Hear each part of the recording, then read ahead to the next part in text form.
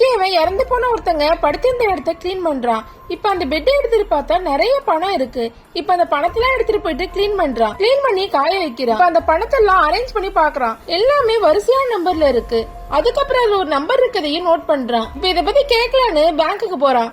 அங்க அந்த இறந்து போன அந்த அம்மா பத்தி எல்லாருக்குமே தெரிஞ்சிருக்கு. ஆக்சுவலா அவங்களுக்கு மறதி நோய் இருக்கும். டெய்லி அவங்க $2 வந்து வித்ரா பண்ணிட்டு போவாங்க. இப்ப நம்ம ஹீரோவா அந்த அம்மாவோட பையன் கிட்ட அவங்களோட பொருள் எல்லாம் குடுக்கறான். அதை வாங்கின அந்த பையன் இருக்க பேங்க் புக்கை மட்டும் ஓபன் பண்ணி பாக்குறான். அதுல $1 கூட இல்ல, குப்பைன்னு சொல்லிடுறான்.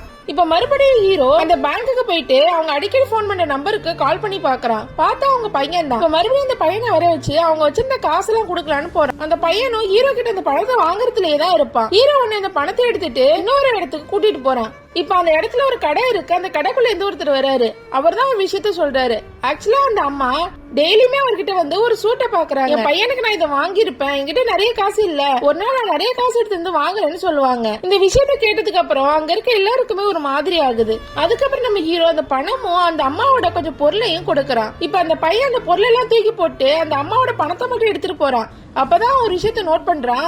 அதுல ஒரு ட்ரெஸ் இருக்கு.